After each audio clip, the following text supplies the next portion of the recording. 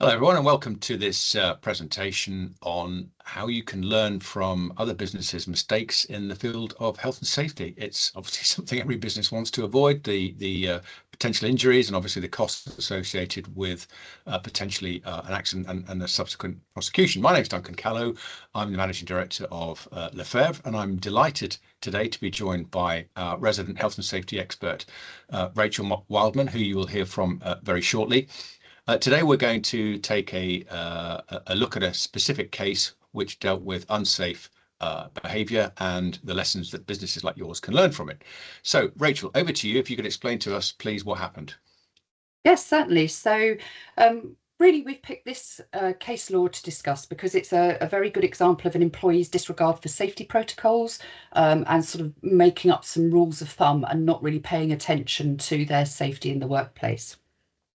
So I just move on the slide here.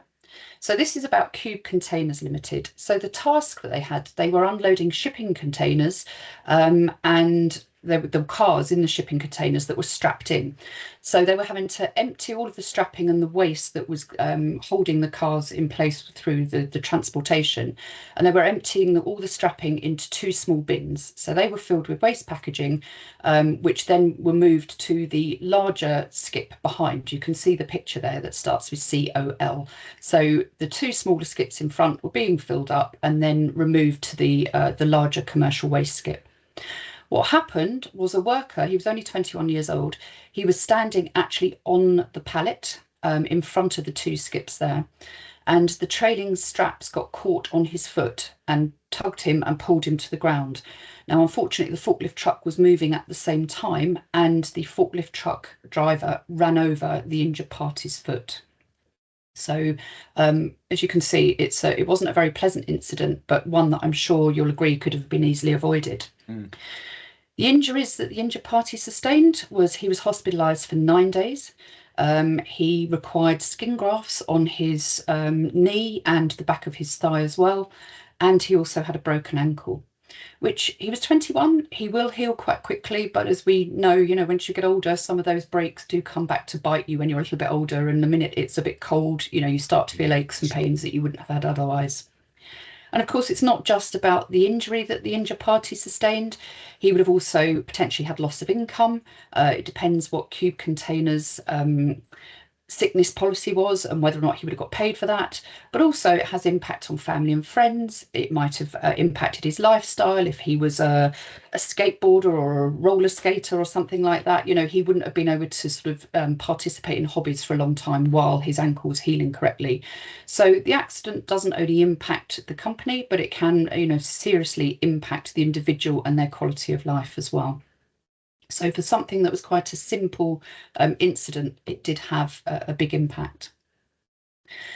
The HSE investigated, as they do in serious cases, and what they found was that Qube Containers Limited had failed to provide equipment that was safe and suitable for use for the task, but they had also failed to assess the correct system of work for emptying the bins, and the system that they were using was deemed to be unsafe. In addition, generally speaking, the traffic routes weren't organised in a safe manner, allowing pedestrians and vehicles to interact.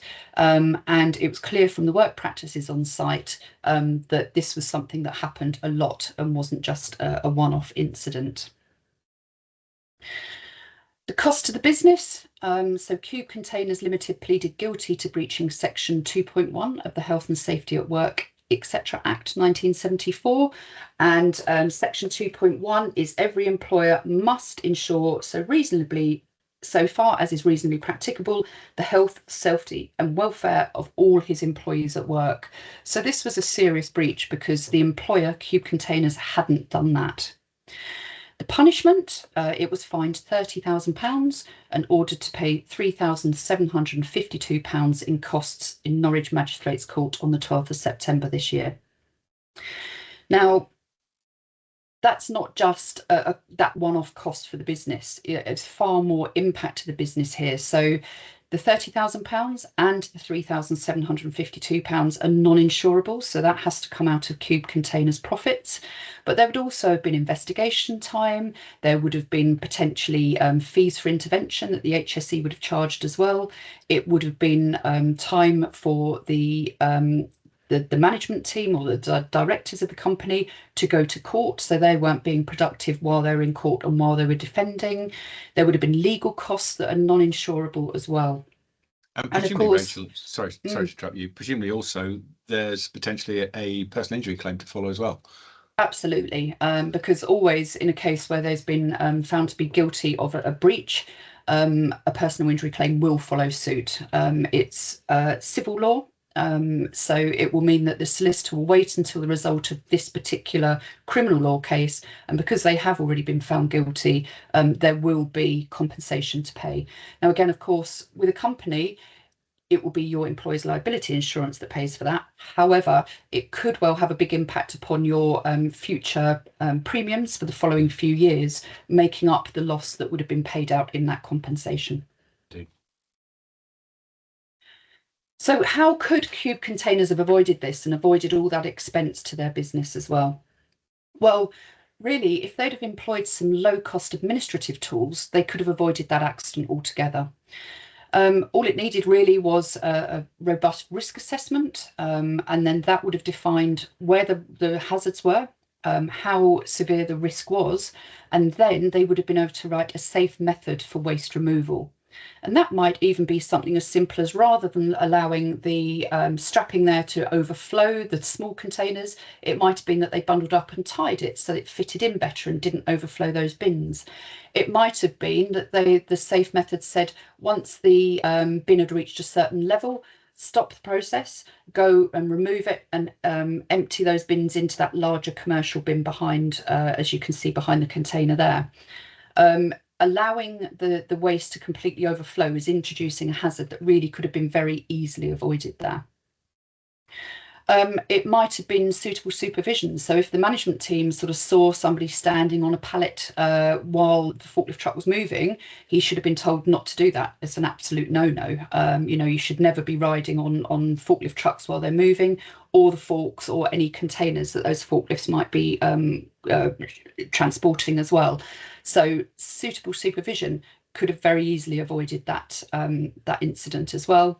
And also potentially something as simple as looking at the layout of the workplace and looking at the relocation of the commercial waste container, so that maybe the waste could have been moved straight into that, and they could have avoided the sort of the interim smaller waste skips being used. But ultimately, all of those control measures there that could have been implemented would have been a lot less costly than that £30,000 fine. Yeah, I mean, clearly it's a very interesting case, Rachel, and the business in this case is already paying a high price for the errors, for the mistakes it's made. But aren't the circumstances of this case very specific, or isn't this really just a one-off? Well, you would like to think so, really, wouldn't you? And hope that indeed it is. But unfortunately, in 2024, being struck by a moving vehicle accounted for 18% of all fatal injuries in the UK workplace. So that's an average of 24 fatalities a year. So unfortunately, it is far too commonplace. 26% of those fatalities were in agriculture, forestry and fishing. 18% of them were in transportation and storage, and a further 18% of those fatalities were in the construction sector. So fatalities alone, you can see that being struck by a moving vehicle sort of really hits every industry sector. It's not just related to one. So it's something that could impact everybody, and unfortunately does. Moving away from fatalities, every year there are over 2,500 RIDDLE reports involving accidents from transport and moving vehicles in the workplace. So, that's an enormous number in our workplace, really, 2,500 people being seriously injured. And accidents are most often caused by pedestrians being struck by those moving vehicles. In Qube's case, it was more that the pedestrian sort of put himself in harm's way, if you like, through his unsafe practices. But the majority of them, it's really where the driver can't see that pedestrian. Okay. And are there any other potential ramifications for SMEs from a serious accident? Yes, certainly. So again, taking the case that we're talking about, Qube Containers were prosecuted and they did pay the financial non-insured penalty there. But also it can have other financial impacts on this business and any other SMEs that have a similar accident. It can be reduced profits because those non-insured costs are taken out of your profit margin. It can be sickness pay if that's what your company policy is, and you might be paying full pay while somebody is off work with an injury. You would have the financial liabilities for legal advice, and that doesn't come cheap, unfortunately. So again, that's all completely uninsurable and will be a cost for the company. In some cases, custodial sentences are passed, which means that a director may even have to serve some time in prison or as a suspended sentence. And as we've already discussed, you will likely have a personal injury claim raised against you for negligence. So that's going to cost you time and money to defend that claim as well.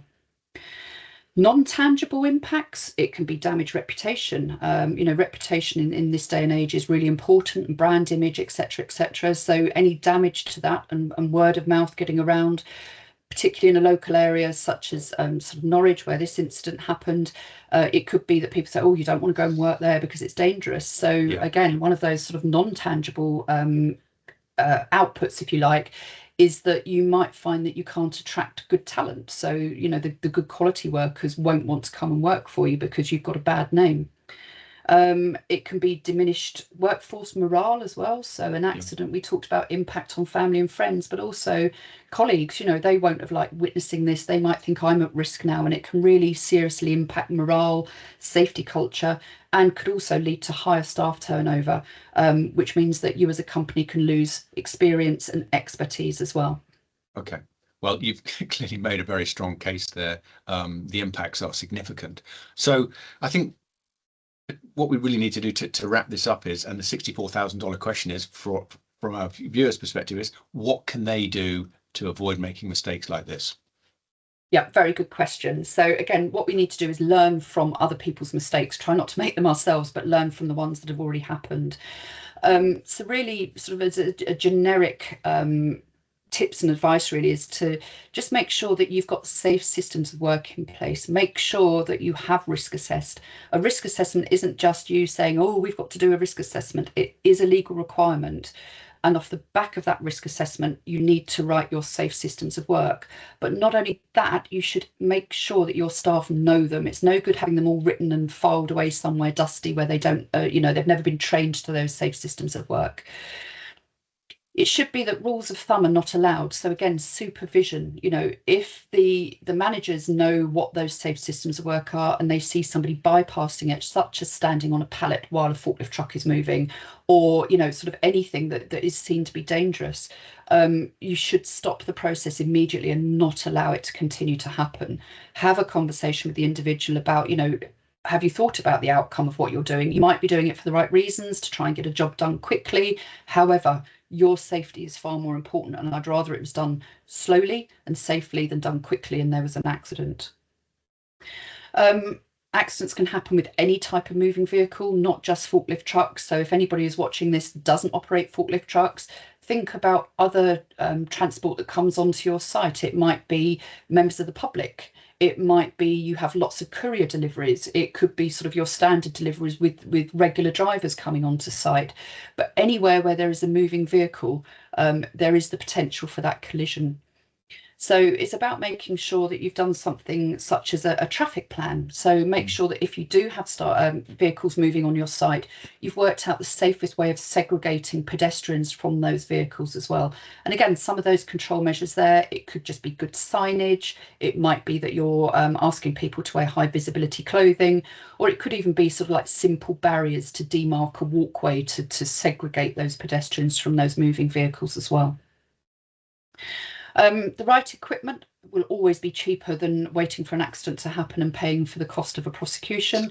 So again, making sure that, rather than using in Qube Containers cases, the two smaller skips, maybe having a more suitable container there, maybe a wheelie bin so that you could move that so that the skips weren't having to be moved on a pallet. So you could actually push it to the larger container. So again, real consideration to think about what the task is and what you're asking your staff to do is absolutely critical, because it might be a really cost-effective control measure that you can put in place that will reduce that risk dramatically. And finally, really, it's just train. It's don't let your staff make up their own way of doing something. If you've done your risk assessment and your safe system of work and you've provided all the right equipment, you really need to make sure that your staff know what that is, so that they can follow it at all times and stay safe. If Qube Container had have applied some of those small amounts of administration tasks and some of the right equipment, that expensive accident that they had wouldn't have happened, and section 2.1 wouldn't have been breached. And that really is the ultimate aim of health and safety in the workplace. Rachel, that's fantastic advice. I think from my perspective, it's clear that health and safety in the workplace is non-negotiable, but it's also clear that it doesn't have to cost anything, or it doesn't have to cost very much, if anything at all, to ensure that your workforce are kept safe. And I think, as you said, if Qube had implemented some very basic administrative measures, then they wouldn't have been on the wrong end of this prosecution, and the poor young chap wouldn't have had this nasty injury. So thank you for your wonderful advice, Rachel.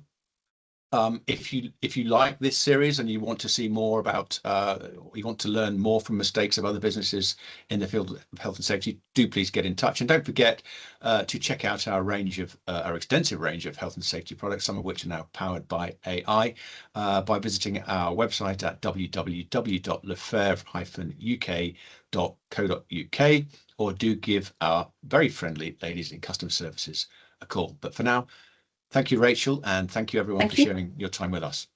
Bye, Duncan. Bye-bye.